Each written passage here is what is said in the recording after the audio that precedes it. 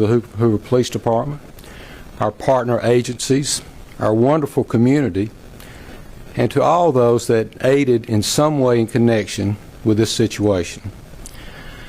As the days have gone on and more information has been shared, we know everyone has questions. The Hoover Police Department is known for being very methodical and thorough with their investigations.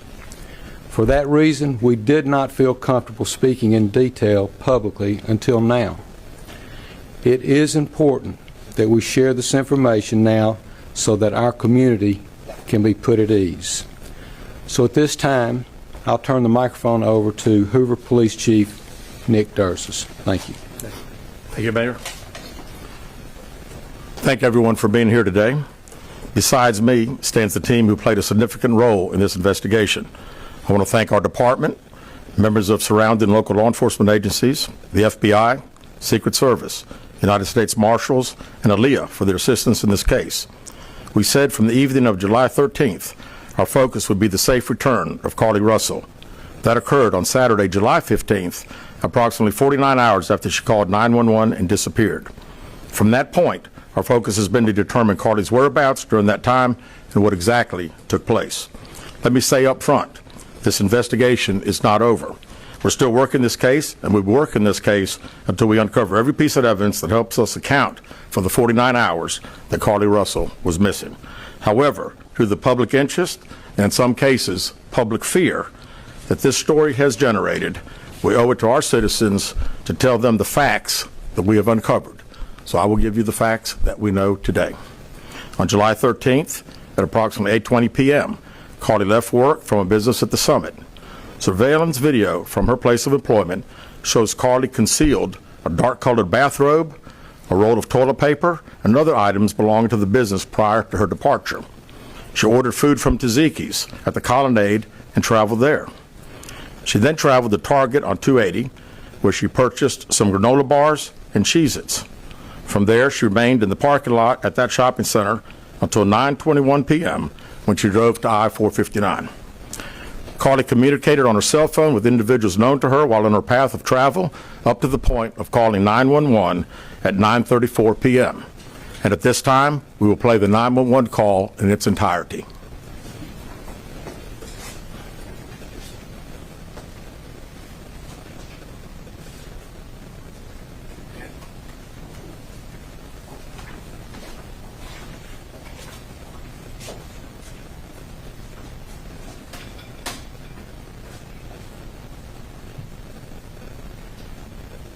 Hi, I am on Interstate 459, and there is a kid just walking by themselves. Oh, hold on. Where on 459 are you? I'm right next to the exit 10 by the Silver Med, like to get off by the Silver Med. Okay, so you're before that exit?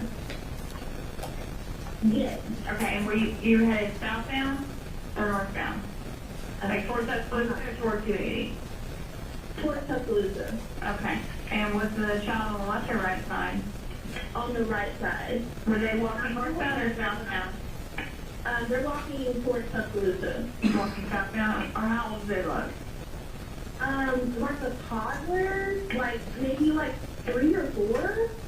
Did you pull over with them? Are you still with them? Yes.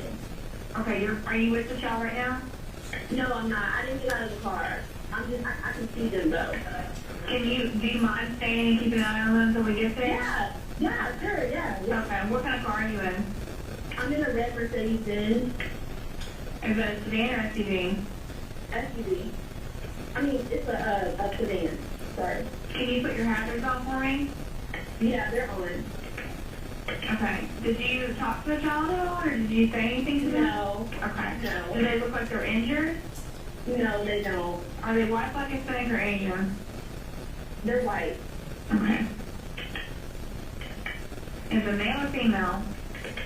I think it's a boy, a little boy. White male? Okay. So is he wearing clothes? Yes. Okay. What is he wearing? It's a white t-shirt, and it doesn't look like he has any pants on. It looks like a diaper. And you don't see any cars anywhere? No, no cars anywhere.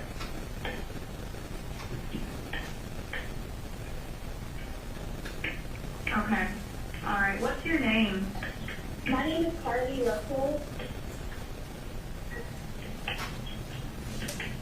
And you don't see any injuries on the child from where you're at, correct? No, but I can't really see them that good. Okay. Try to keep an eye on them for the best you can, because I don't want you to lose track of them. Okay. All right. And do they have shoes on? No, Shoes? not that I can see. I can't really see that one. Okay. All right. I've got them on the way, okay? Just try to keep an eye on them, but the officers are on the way, okay? Okay, thanks. Thank you. Okay, bye.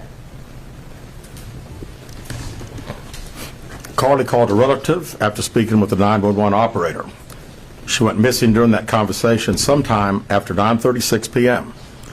Traffic camera footage was obtained which depicted this portion of the incident, and that footage was analyzed as part of the investigation in conjunction with the 911 call and cell phone data to accurately determine the time frame.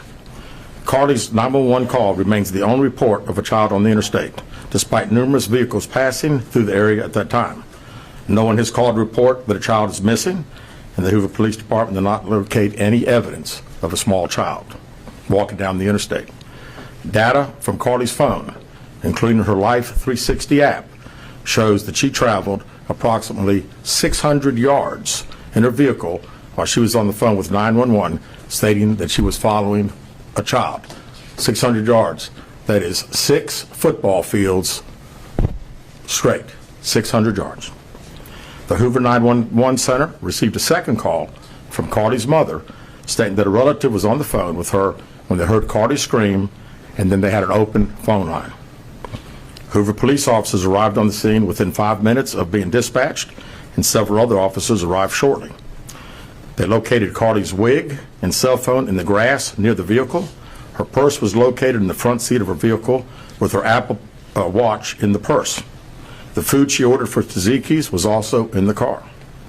The items she purchased from Target, as well as the items taken from her place of employment, were not in the vehicle, nor were they located anywhere around the scene. Hoover police deployed all available assets from the point in the search for Carlee. Additional resources were called in to include our own drone unit, crime scene investigators.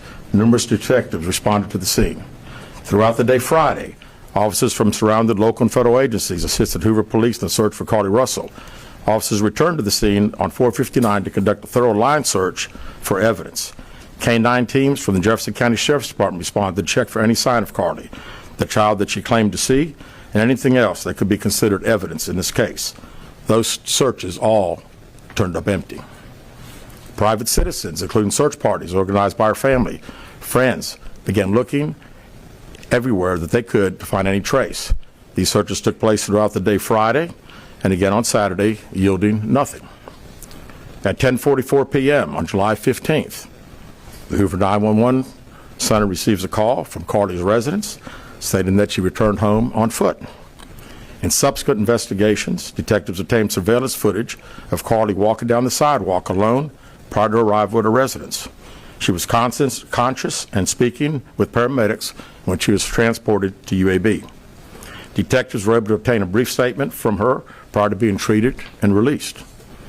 During the statement, she told detectives that while traveling down the interstate, she saw a baby walking down the side of the road and called 911. She stated when she got out of her vehicle to check on the child, a man came out of the trees and mumbled that he was checking on the baby. She claimed that the man then picked her up and she screamed. She stated he then made her go over a fence. She claims he then forced her into a car, and the next thing she remembers is being in the trailer of an 18-wheeler. She stated that the male was with a female. However, she never saw the female, only hearing her voice. She also told detectives she could hear a baby crying. Detectives, the male had orange hair with a big bald spot on the back. She said she was able to escape the 18-wheeler and fled on foot, only to be captured again and was put in a car.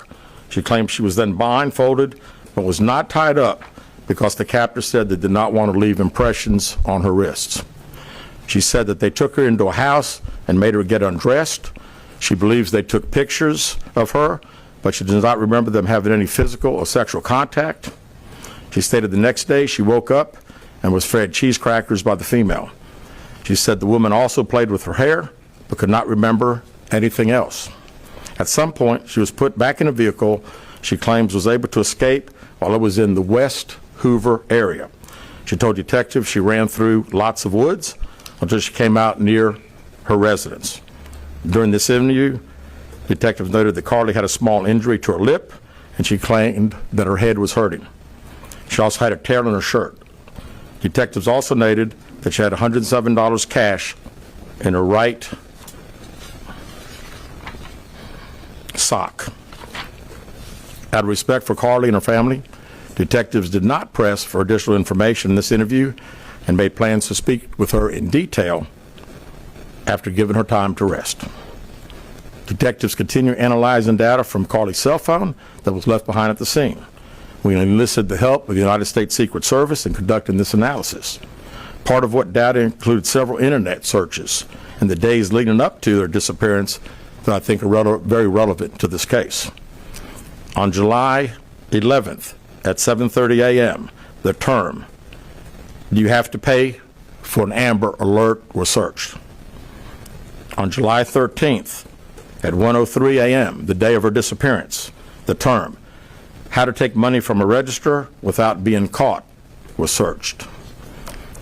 On July 13th at 2:13 a.m., the day of her disappearance, the term Birmingham bus station was searched. On July 13th, 2:35 a.m., a search for a one-way bus ticket from Birmingham to Nashville was conducted with a departure date of July 13th. On July 13th at 12:10 p.m., a search for the movie Taken, a film about abduction, was conducted. There were 2 searches related to Amber Alerts on a computer at Carlee's place of employment, including one regarding the maximum age of an Amber Alert. There were other searches on Carlee's phone that appeared to shed some light on her mindset, but out of respect for her privacy, we will not be releasing the content of those searches at this time. We've asked to interview Carlee a second time, but have not been granted that request. As you can see, there are many questions left to be answered, but only Carlee can provide those answers. What we can say is that we've been unable to verify most of Carlee's initial statement made to investigators, and we have no reason to believe that there is a threat to the public safety related to this particular case. Thank you very much. With that, we'll open the floor for some questions. Please raise your hand and I will call on you. Carol. Chief, do you expect any charges against Carlee Russell in connection with the disappearance and in connection with what was taken from the Woodhouse spa? Right now, our focus is to determine those 49 hours, so the investigation continues. So to be perfectly honest with you, that hasn't even entered our mind or been discussed. One more question. Is it surprising to you that the family has not been cooperative in returning to be questioned? Well, I think the family has stated to us that they didn't think that in her mental state right now, because of trauma of the incident, that she's not ready to talk, is what we've been told. Go ahead, sir. Yeah, question for Chief. You stated that the abductor had orange hair. Was this abductor black male? Was it female? Black female? White female? I believe it's a white male. Am I correct by saying that? Was it ever? Yeah, white male. Is this alleged abductor yet on loose in the Hoover area? Don't believe so. Yes, ma'am. Chief Brittany Dion, WBRC. Has a toxicology report been done, and were any drugs or illegal substances found in her system? We have no report of that. Is any indication of mental illness in this case? There's been a concern in the community that if this turned out not to be a true story, that the next time a young woman of color was missing, that it might not be taken seriously. How would you respond to that? I'd respond to say that we investigate every crime to the fullest, just like we have this one. Was she traveling with anyone?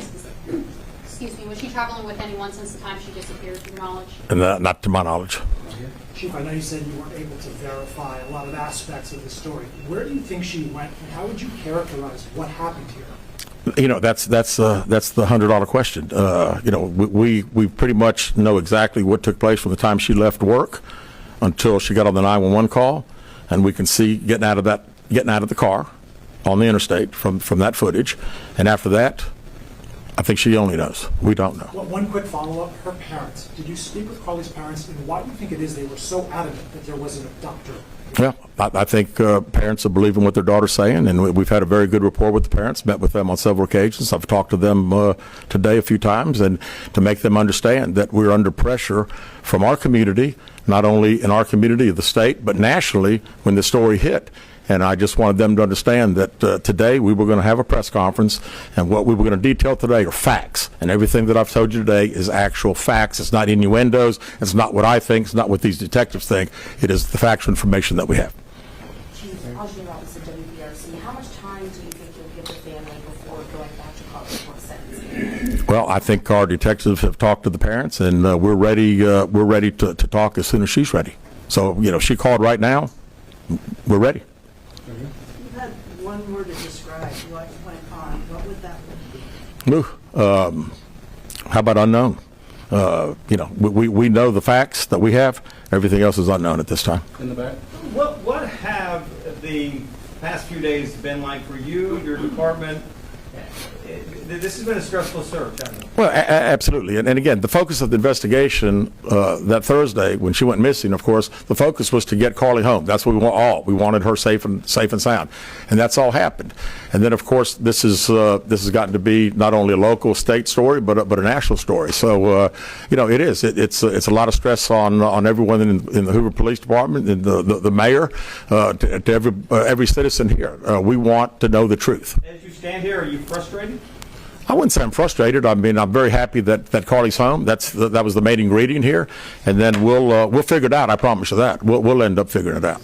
Any idea about the number of manpower hours or the expense of the drones and all the rest of the search that might cost the city and the state and the federal government? Yeah, we haven't had time to consider that, but it's again, these detectives that are here. This is just a small group of people that have been associated with this case. We have put every available resource that we have on this case because we wanted to make sure that we found out everything. We wanted to get her home, and we have. Was there any prior indication of mental health problems? Not that I'm aware of. Can you just expand on the people from the state, federal resources brought in? What were they doing exactly as you all were searching for her? Can you just expand on that?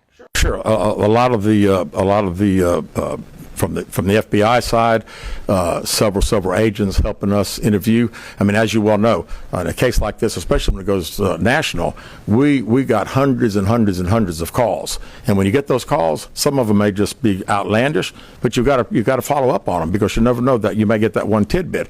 And I'd also say too that we had a great cooperation with the family. The family received hundreds and hundreds of tips, and every time they got a tip, they sent it to us. Would you say a crime has been committed in this case? We have not determined that, no. Keith Mims, WAGG 610 Summit Media. Question for Chief. With all of the searches that you mentioned, Chief, that were on Carlee's phone, does that kind of give you an indication of her mind state during this ordeal, the 48 hours that she went missing? Well, again, we want to talk in facts, and I do think it's highly unusual to the day that someone gets kidnapped, that several 7 hours, 8 hours before that they're searching the internet, Googling the movie Taken about an abduction. I find that very, very strange. Yes. Yes. Do you feel confident, do your investigators feel confident that you know why Carlee Russell may have done this? No, we do not know. Absolutely not. Chief, can you explain for us, you mentioned that while I believe you said that Carlee was on the phone with 911, she was traveling 6 football fields, which tells you what? Which tells me that I've had kids, and I'm sure a lot of people here have, and it's very, very, again, she said it, and I'm not saying it couldn't happen because I've always been one of these guys, never say never, but 6 football fields. I mean, I like athletics, I like football. 6 football fields. To think that a toddler, barefoot, that could be 3 or 4 years old, is going to travel 6 football fields without getting in the roadway, without crying, without any just moving down. It's just very hard for me to understand. Chief, have you used any technology to enhance the video from 459, and did you see a man grab her? We did not see, from what we can tell. We don't see anybody on the interstate other than her car and then someone getting out of her driver's side. We have sent that off to the FBI for enhancement. It has not been returned. Do you think in this case that charges will be forthcoming towards Carlee Russell, and how serious of a crime is it to not only fabricate a 911 call, but to lie to law enforcement during an investigation? Well, again, that's not something that we've been discussed since we're going through the still investigation. But people have to understand that when someone says something like this, we put every available resource. Everybody comes together from, like I say, state, local, federal. It's just a lot of work, and the gentleman earlier said frustrated. I mean, it is a little frustrating to think that all this has been done and we can't find anything out. Did anyone see her calling in from the side of the road when she made that 911 call?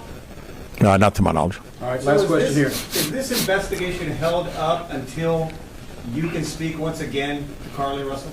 Well, there's a few things that we're still doing, but obviously we want to talk to Carlee as soon as we can and do an in-depth interview. And at that time, I think we'll have these investigators doing some other things. So that's all the questions we're going to answer today. We appreciate you guys coming, and we'll be following up with y'all later. Thank you so much. Thank you for your time, Chief. Thank you very much.